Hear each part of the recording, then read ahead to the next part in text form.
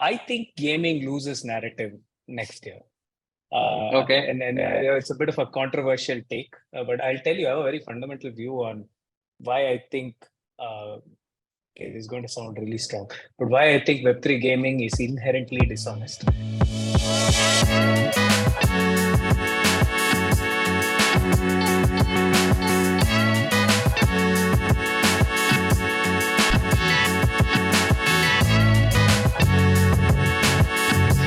Episode 2 of the Normies podcast.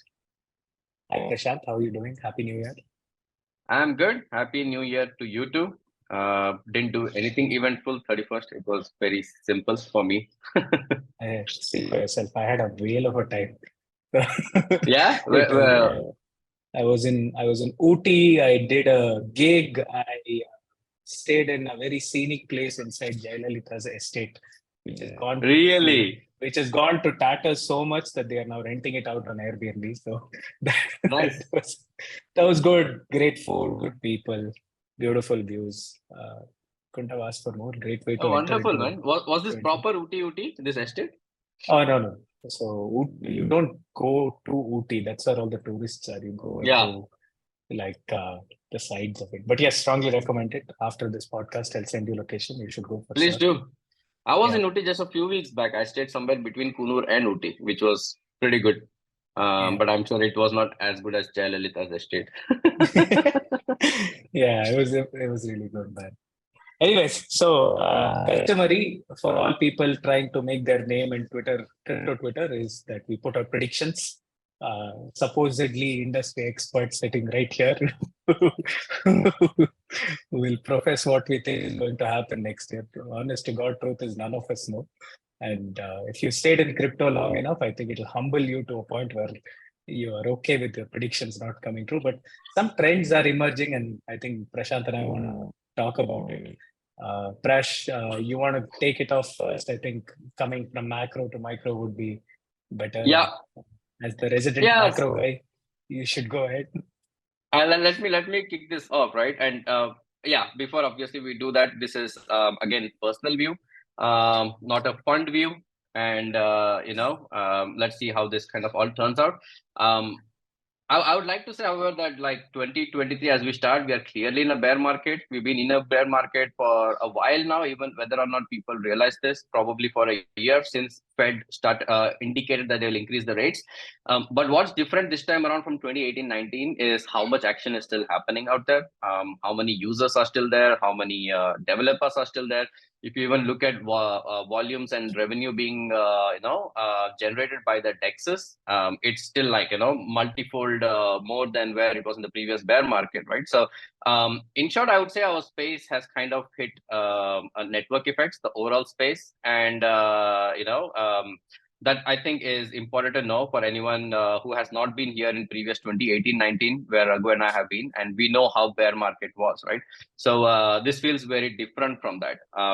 Having said that, if we use the first topic as macro, then we have to my point here has always been that as we clamor for more institutions to come in, our space becomes more rather than less correlated with traditional assets, because that is how institutions think, right? And we are towards the end of the growth.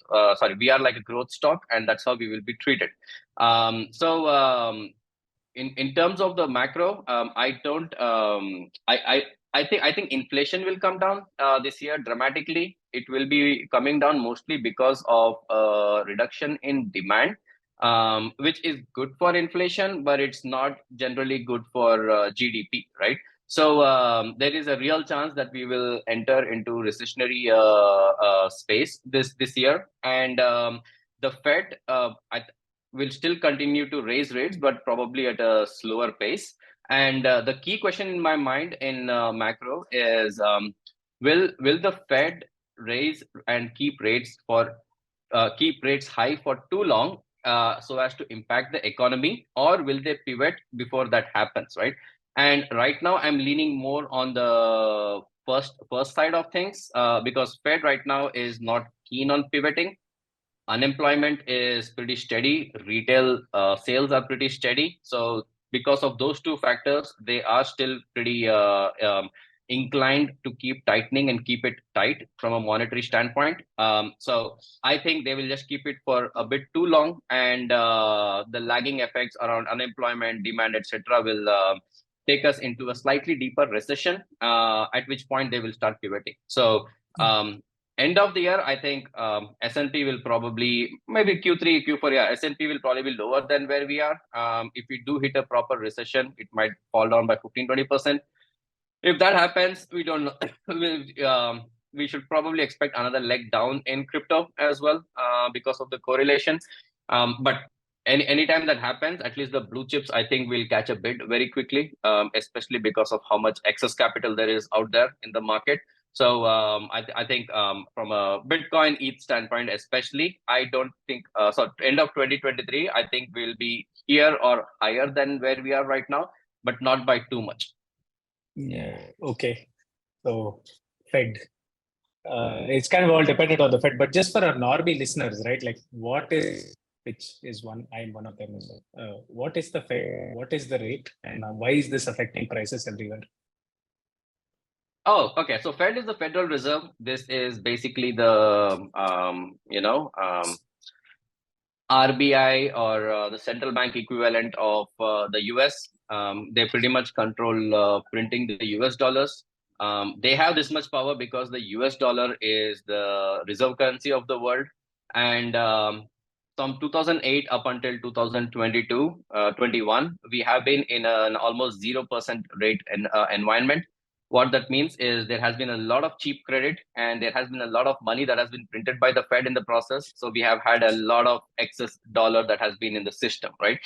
So now, end of 21, when they signal they will increase rates, and also Fed controls the monetary policy, which is basically primarily interest rates that they control within the country.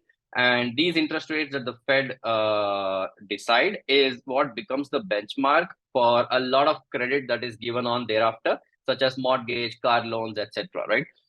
So in a 0% rate environment, you have mortgages and also car loans, etc., in like 1 to 2% territory. But if the rates by the Fed are moved to where it is right now, which is like, say, around 3%, right? Then of course the mortgage rates and the car rates, etc., will be more than that, like 4%, 5%, 6%, right? So credit becomes more expensive in the process. When credit becomes more expensive, then the demand for credit reduces. And also people who have taken credit in the past will struggle to refinance, and the default rates can also potentially increase if it's not matched by simultaneous wage growth. What typically happens in an increasing rate environment as we are in today is that it starts having knock-on impact on earnings of corporates as well.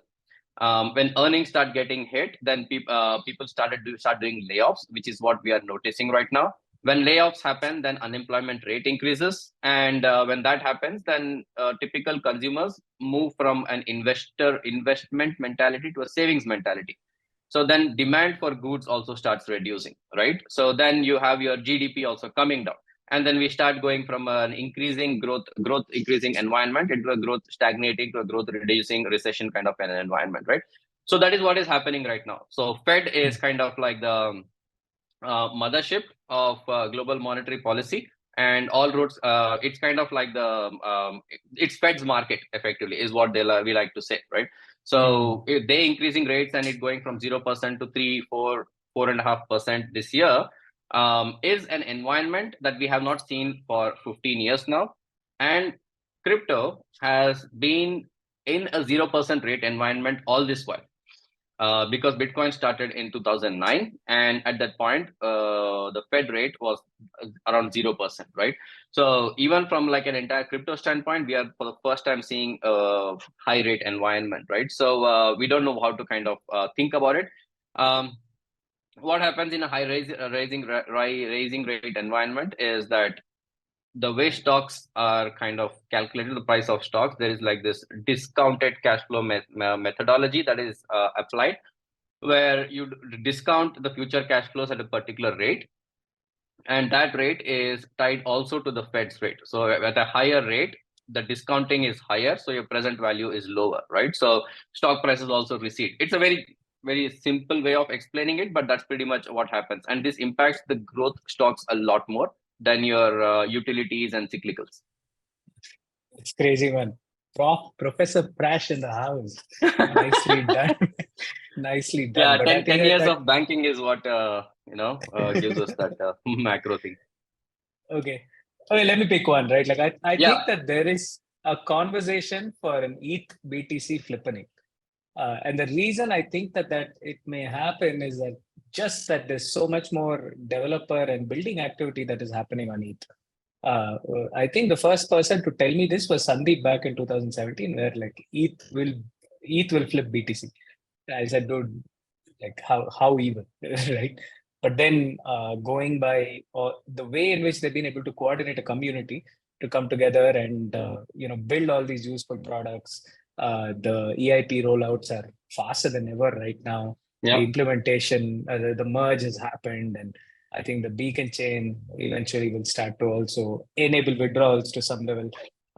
This, I think, will make ETH a much more interesting prospect than BTC. BTC kind of still skirts around the asset or currency conversation at all times, but ETH, the way I have started to see it, is a large supercomputer that allows you to build censorship resistant, unstoppable code, which, given the global climate right now with respect to this anti-authoritarianism that is settling in, whether that is at small scale platforms or large scale countries, ETH, I think, becomes far more relevant than BTC for day to day use. And as a result, uh, could we see an ETH BTC flipping? I'm not sure, but definitely ETH rises in relevance as compared to BTC, just on the amount of activity that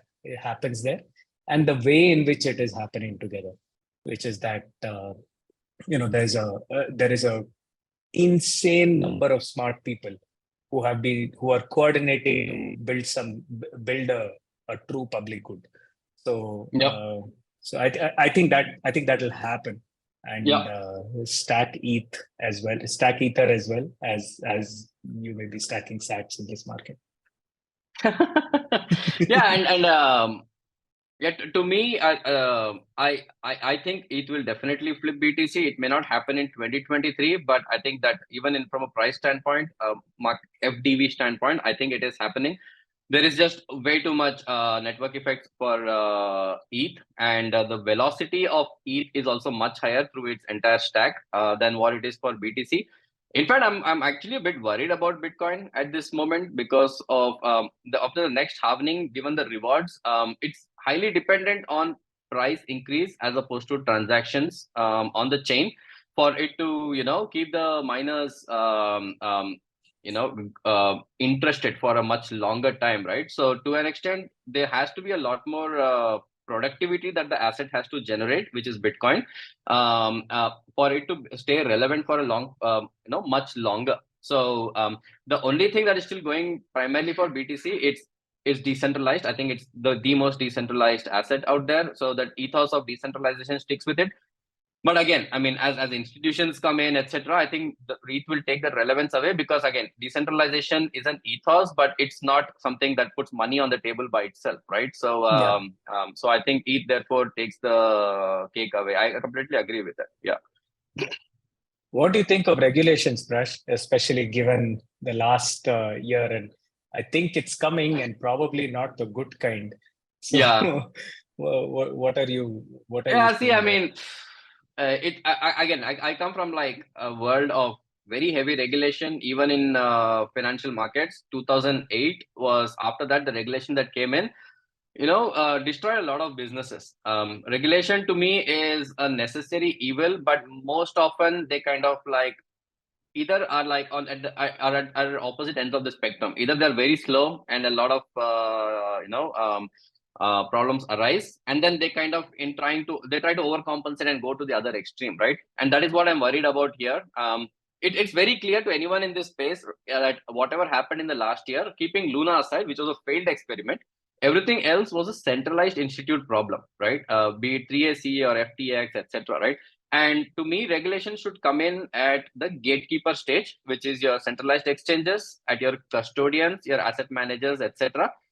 Because that is where your fiat on ramps and off ramps are, right? And that is where your customers are. But everything within the DeFi space has been extremely transparent, and people could see what has happened. So that I think there will be some sort of regulation coming there as well, but I just hope that it does not curb the innovation which that space will come in, right? The problem is because we had so many bad actors now in 2022, this decision has pretty much been taken out of our hands, and we have given a lot of ammunition to the regulators to kind of shoot us with, right? And that is what I'm worried about. I do see a future where a lot of countries will have like licensed and regulated exchanges, which kind of brings in a moat of itself, right? And that I think is where the regulation should stop. But I think it will go beyond that. And censorship resistance and privacy are the two features that I feel will be the most at risk when regulation starts taking shape. Yeah, it's 2 out of 3 most important things in anything blockchain, right? Yeah. So, yeah, I don't like it, but I can't help but feel a sense of inevitability that it's going to happen, especially when investor protection, especially retail money as a conversation starts to come to the forefront, especially with the things like with FTX. See, up until 3AC, it was still just the institutions that lost money. FTX was just theft of customer funds, and I think that level regulation perhaps is needed, especially if a centralized body comes in. One really good prediction, which I will not take credit for, I read this somewhere. I think it was a CoinDesk, piece where they said that the exchange stack will be broken down to a large extent. Like people who do custody should not be able to trade / leverage, and then people who do that need very clear service agreements with these regulated custodians.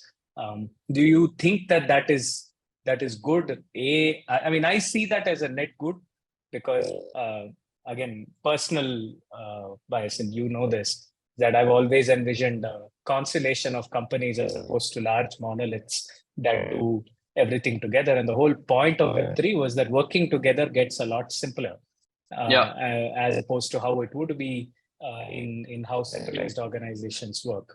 So do you see that the exchange stack would be broken down to a large extent? Because clearly this seems to be a problem of scale. When it has reached a certain scale and you pushed leverage beyond what is, we never learn, no? We keep making the same mistake over and over again. To the moon. To the moon. And you push leverage beyond a certain point, then it essentially becomes a single point of failure, while breaking down what the exchange stack looks like could perhaps be better. Yeah, and again, it's not about how do I put this? So see, I mean, regulation, as I said, is a necessary evil to an extent, but traditional finance has gone through decades and has had similar issues in the past, which they have solved by putting regulation and kind of introducing Chinese walls and breaking up larger organizations into smaller ones. One key thing here to keep custodian, the exchange, and even market maker, right? These are 3 entities which should be separate, right? Because there's a lot of conflict of interest otherwise. If the same person is custodying, the same person is creating an exchange and also market making, right? Then there are like many red flags that arise here, and we have been like kind of doing it a lot within our crypto space. But if you look at traditionally how our stock exchanges work, even within India, right? So you have NSE, then you have like your custodians, which are separate, NSDL, CSDL, and then you have, of course, your third-party market makers who have nothing to do with NSE, right? So, and so I think that is where this is going towards, and that is not a bad thing, because we have learned in the past on what works, how it should be bifurcated, and that's what we are pretty much looking at implementing. I hope that happens, man. At least for the sake of retail, right? Like this. Yes, correct. The other thing that I wanted to talk about, and that these are the 2 gray areas, right? I think gaming loses narrative next year. Okay. And it's a bit of a controversial take, but I'll tell you, I have a very fundamental view on why I think okay, this is going to sound really strong, but why I think Web3 gaming is inherently dishonest, right? Number one is that the whole notion that I should get paid for spending time on playing a game is wrong. And this is me speaking. It doesn't have to be the truth, but when I play a game, I am consuming entertainment. I am not giving anything to the game. It's a piece of interactive media that has been given, that I have purchased for my entertainment. I'm not doing the game any favors by spending time on it and playing on it. So the game developer doesn't owe me shit. Okay. Yeah.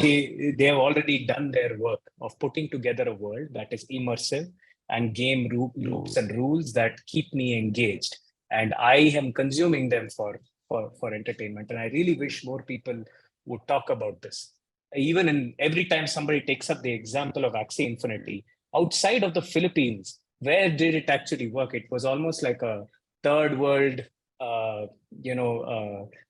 benefit scheme of such. It was kind of portrayed as the next big thing. Oh, people in Philippines are sitting and playing this 7 days a week. It's like, no, it's a shit game to start with. And then secondly, people are doing it because $500 a week matters in these other countries. You think somebody in SF would be doing that? Absolutely not. Yeah. The one thing that is interesting in Web3 gaming is the fact that my skill is non-fungible. But then as to do with anything in skill, it arranges itself in a pyramid. And that organization of elite level gamers already exists in the form of esports. I haven't heard very large examples, endemic examples of deplatforming from games just yet. But at the same time, if I'm a very skillful gamer, the avenues to earn money as a result of playing it exists. And third thing is the asset transferability across games. Unless the assets is owned by a game studio, moving an asset from one game title to another is an engineering impossibility. It is. I have spoken to tons of game developers, and they said, "I don't know what you guys are on about. Have you ever built a game? Right? And have you ever tried to take one asset from game X to another asset in completely new world, completely new logic? How will you do it?" So the only edge case where that survives is if there is one studio that does it. So I think more people are going to catch on to this. The reason the financial incentives and games and gameplay don't always go together. And in the places that they do go together, the gameplay takes a massive hit. Right. The most fun I've had is playing a game within the constraints of that game. I don't want to make money from it. I want to have a good time. Right. And I feel like more people are going to catch up for it. And the last point there is, I feel a lot of the narrative has been pushed because game assets, which were a part of venture capital deals, are extremely regulatory cautious, right? They still don't have the same classification as a fungible token or NFT or a cryptocurrency as it's called. And I felt like there was a lot of push towards, hey, build a game, make it Web3 and so on. But in general, I think play to earn is fundamentally dishonest. And the non-fungibility within games and asset transferability is near to impossible in engineering terms. So I really don't see what this whole thing is about when it comes to Web3 gaming. But I could be a boomer and wrong about it. No. What do you think, Prash? See, again, I'm in a very similar boat, right? And I'm not coming from a space of it feels too good to be true. I've also gone out, spoken to a lot of people. I've stayed in touch with them. In fact, funnily enough, just in the last couple of weeks, two Web2 gaming companies / studios that wanted to move into Web3 have raised money to move into Web3, have put their Web3 plans aside, right? It's kind of like, I mean, what is a better example to give, right? I mean, to what you're saying right now. I agree to a great extent to what you're saying, that Web3 gaming is fairly blown out of proportions in what they're trying to sell right now. Any gamer cares more about the content and the experience and of the gaming as opposed to any financial incentives to begin with. Now, there is this element I keep asking myself again and again of whether there is an element of Web3 gaming that can cater to the unbanked, right? Like what happened with Axie, where financial incentives trump the game and keep it very simple because people are coming to play this not for the experience but for the incentives, right? The biggest problem there is it's those incentives are unsustainable, right? And that you cannot have like an in-game currency detached to a peg currency like a dollar or a rupiah that sustains this in forever, right? And that is a big problem because eventually it gets dumped on people, and these are the same people you want to protect, right? So that part is a problem. On gaming itself, where I've been like looking at and I've been quite interested is that the user generated content and what they own within the game, that ownership provided to them is where it is what really I think blockchain can enable in a big way, right? But interoperability, completely agree. It's something we think can easily happen, but to agree upon standards between games is virtually impossible, right? The one thing I did in the holidays is I spent a lot of time with my kid and tried to understand what's happening in Roblox, right? And Roblox is super interesting to me, right? And one thing I want to see is like a Roblox for Web3, right?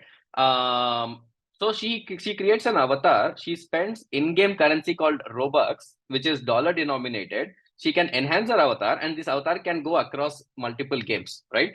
So pretty much Roblox is trying to do it in a Web2 fashion, what we want to do in a Web3 fashion. And she doesn't care whether what Web2 is, what Web3 is, as long as but she's very, very attached to her avatar. She wants to spend money in it. And the fact that she can use it across games is something that she really likes, right? So this is something that's very fascinating to me because between Roblox, Fortnite, and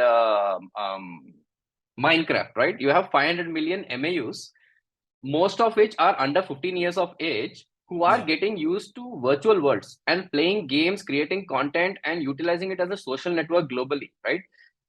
That space has a lot of value in my mind over the next generation, right? And Web3 can have certain aspects of it around NFTs and user ownership that it can bring in, but I don't know if that can become very sustainable from a financial incentive standpoint, and if it is even needed. Yeah, exactly. That was going to be my follow-up, right? Like, what do I do with that ownership? Because apart from the deplatforming risk, all I could use that ownership is to showcase and get bragging rights. That's pretty. How good I am at the game. That I Correct. can do in the existing environment as well. However, if the game environment like Roblox was to be open source and you wanted an equitable spread of the money that goes back to the developers, there I see a Web3 use case, but that's not a gaming native use case. It's just that the platform and the resource responsibility is spread out, and thereby the platform can take lesser fees while developers get to keep more of them. But apart from that, I don't see it, man. Like, we should actually the other point, Raghu, I think we can devote an entire stretch to this as well. The hardware component also comes in here, right? And when I say hardware, it's more the app stores. Even Roblox tries to pay like 25 to I think 28% to the creators. You can create games within Roblox, right? Yeah.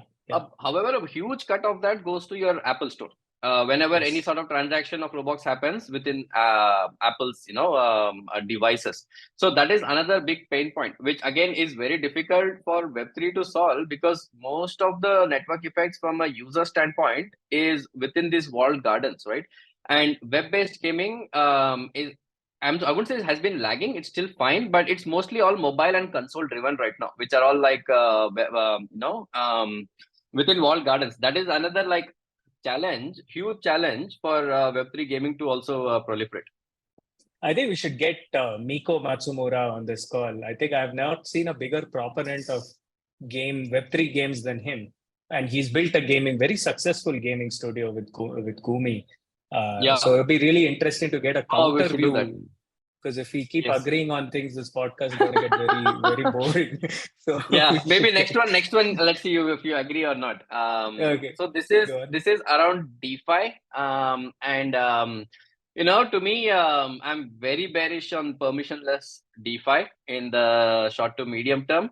I really think, okay, I believe in the technology of DeFi. I just don't think we will see a lot of capital flowing into DeFi primitives and DeFi based projects for at least 2023.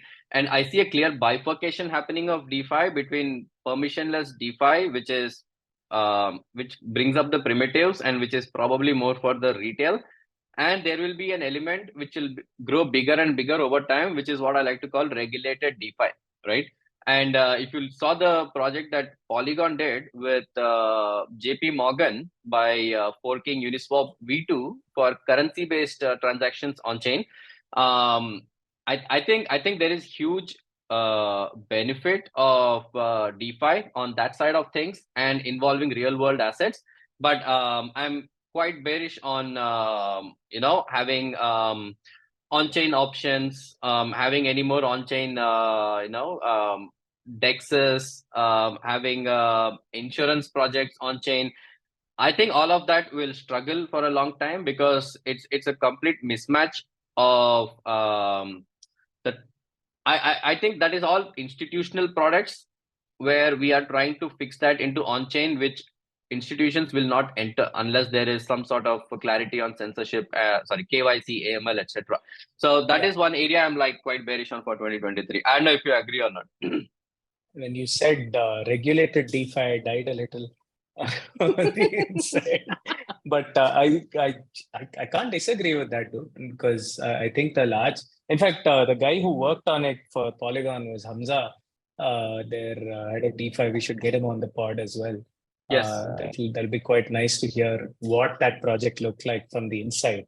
So I don't see the JP Morgans and the Morgan Stanleys of the world adopting DeFi without some level of regulatory KYC, AML things. But at the same time, man, leave DeFi alone. Let at least lending borrowing run the way it does right now, because that is 100% more efficient than how it currently works.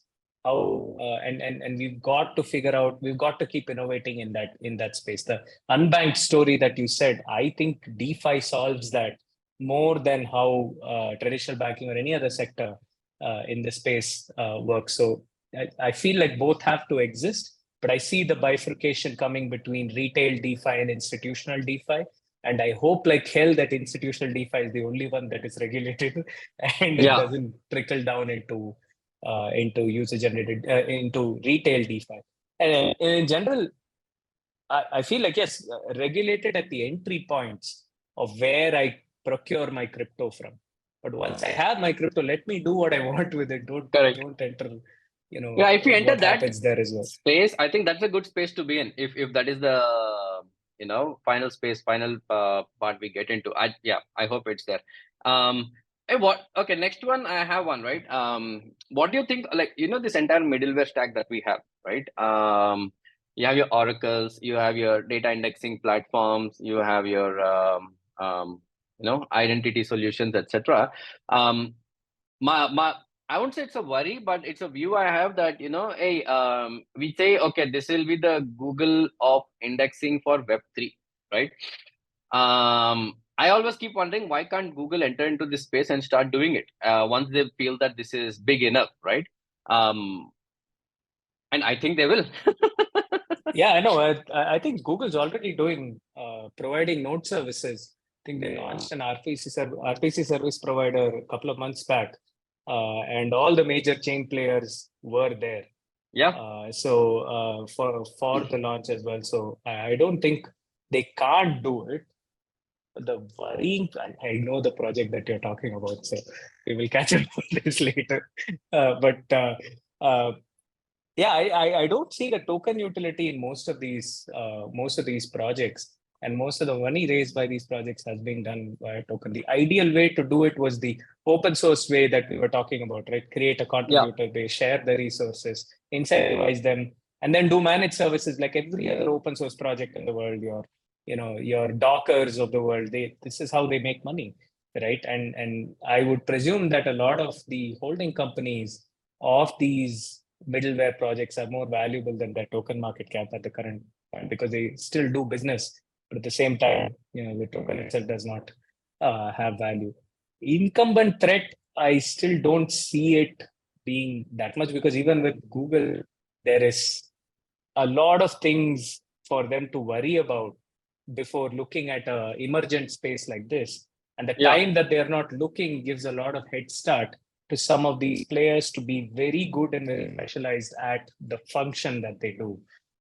So I am not particularly worried about an incumbent coming up and eating up, unless it's really close, right? Like, for example, what Google's done is very similar to what Alchemy does, right? And that may be scary, but I don't see it happening across the board for all the middleware providers. I think they still have the time to really go ahead and create their own niches and garner community and user base.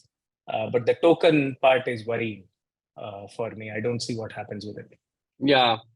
So I mean, of course, we can call someone like Ganesh to speak about this, what he feels. Oh yeah. I right? think he'll be one of the smarter guys. I mean, a lot of things that I'm parroting right now comes from many conversations with him, where he's spoken about how middleware in crypto will mimic a lot of how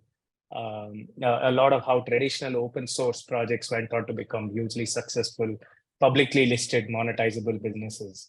So that'll be interesting to hear from him as well. And got like full of recommendations today. No? I know. The counter view of this, or I don't know if it's counter view or whatever, but do you know this person, Rishi Ramchandani? So he was head of APAC for BlockFi. Okay, and he recently moved to become an APAC Web3 lead at Google. I didn't know until then that they had a Web3 team, and he's like the APAC Web3 lead, right? So he could be interesting as well to bring on to kind of give perspective from Google standpoint, right? But this is an area to kind of keep an eye on for me. And I think we can bring both of them separately or maybe together to kind of like jam on. We should get them together. That would be fun. Where is the spice, man, Prash? Huh? Where is the spice without bringing two opposing people together? I'll go with the next one, right? I think NFTs make a comeback this year, not in speculative dollar terms, but in usage terms.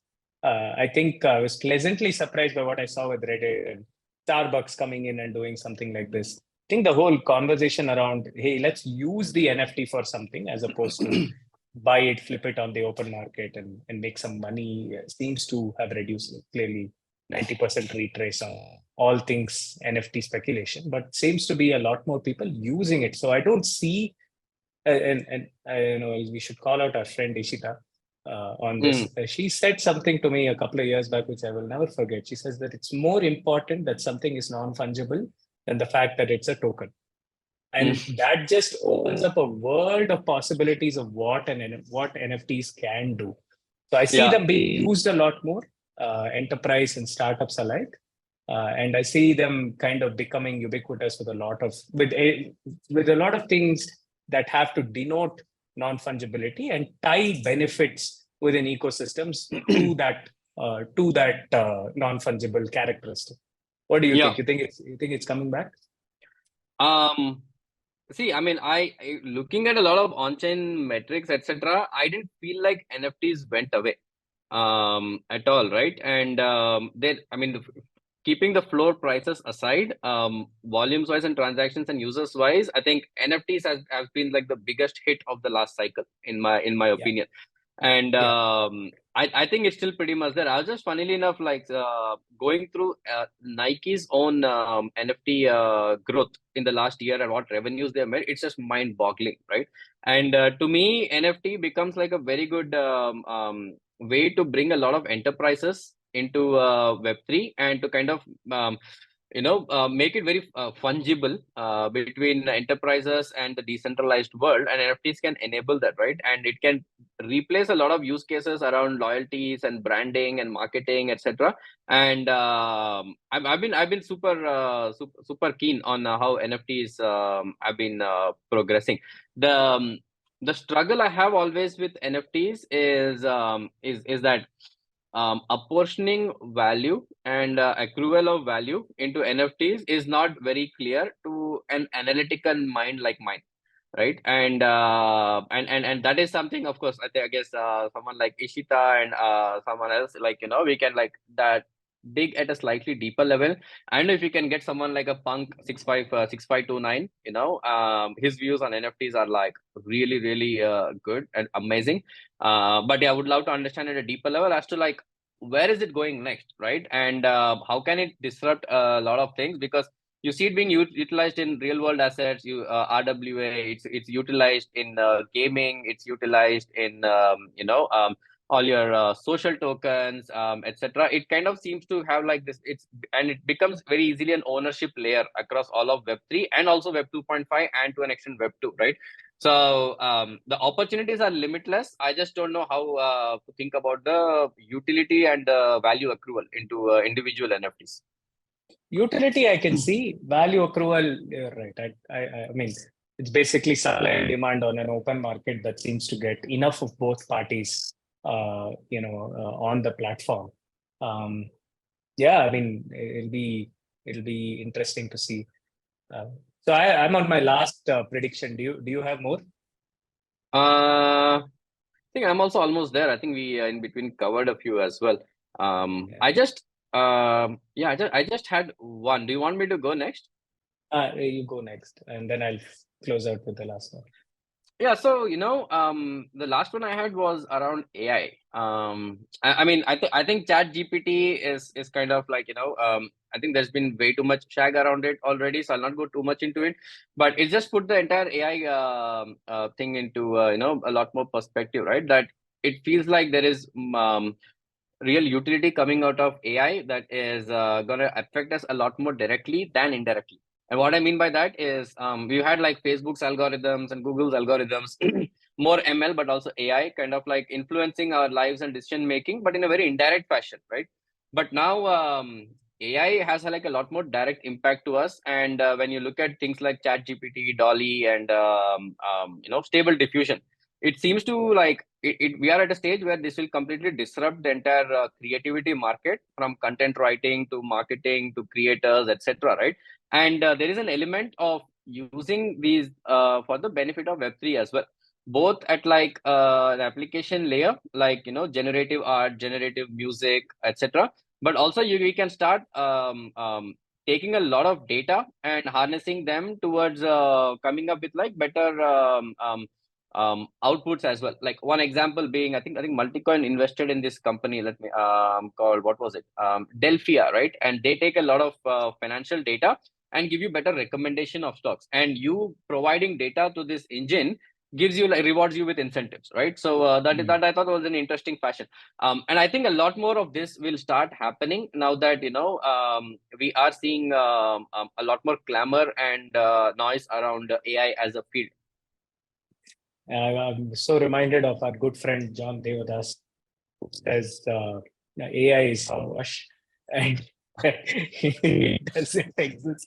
But I see what you're saying. I just am looking for that use case where AI and blockchain come together in some capacity.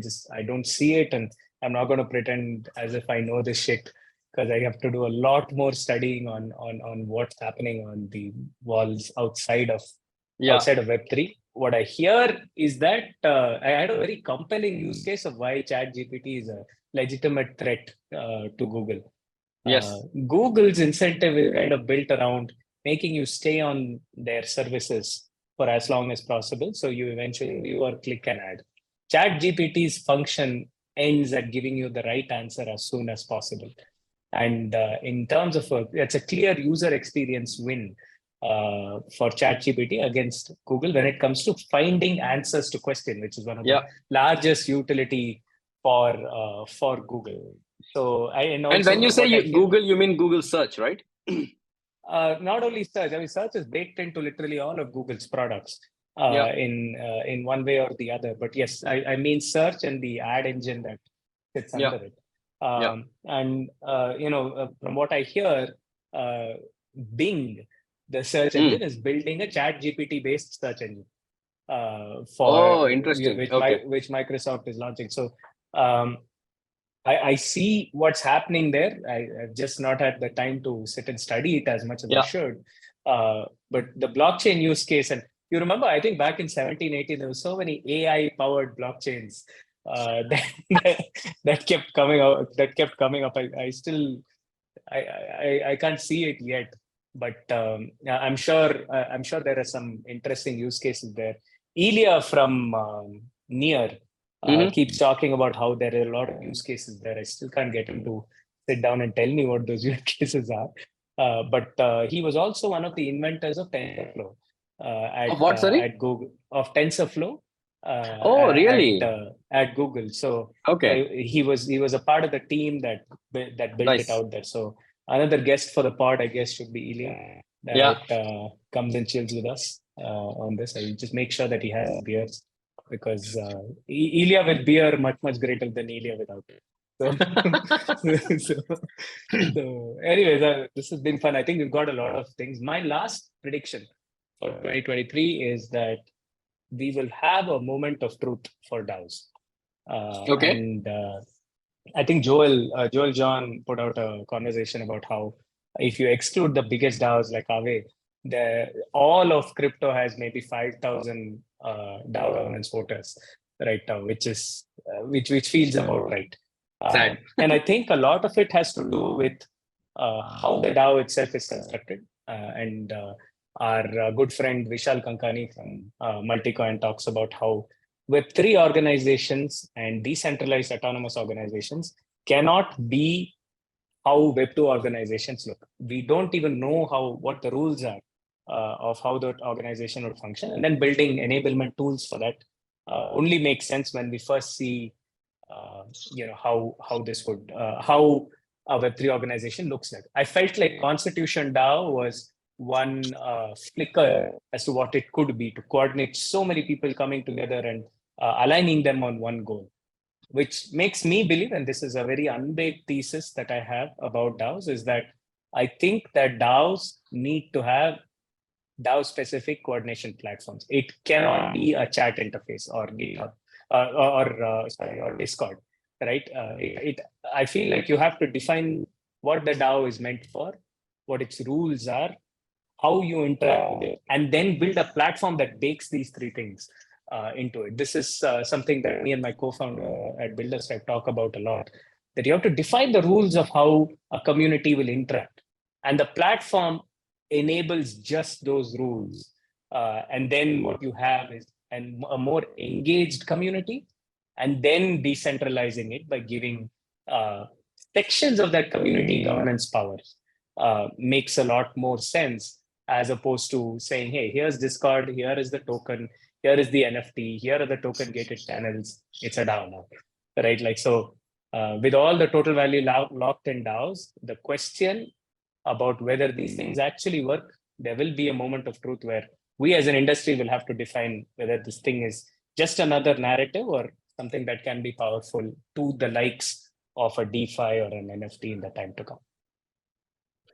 Yeah, I don't know if I should be saying this, but I've been like super bearish in DAOs for a while. I just think DAOs are being conceptualized primarily with complete disregard, not complete, but to a great extent disregard to how corporations have also evolved, right? And having everyone kind of decide everything, which is the starting point for a lot of DAOs, is I think will go nowhere and has not been going anywhere, right? So we will have to kind of compromise to a great extent and take learnings from like what has and hasn't worked in corporations to devise the perfect DAO. And yeah, tooling, etc. as well, I think is more of a derivative once we kind of get some standards and some sort of like understanding, right?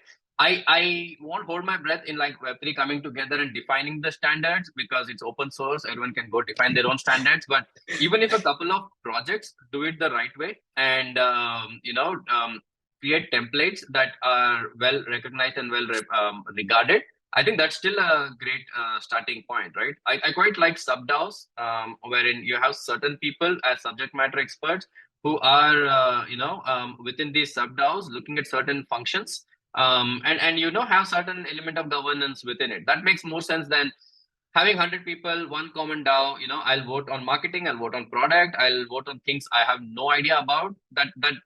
We have to move completely away from that space. Fingers crossed. So those are our predictions. Our editor is going to have some fun breaking this long conversation down into sections. What we will also do, and I think when we tweet this out, we should ask Twitter to remind us in a year to do a reaction video to all our predictions.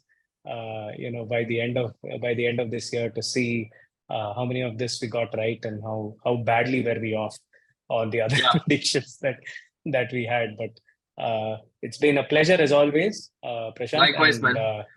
let's do this. Let's do this again very, very soon.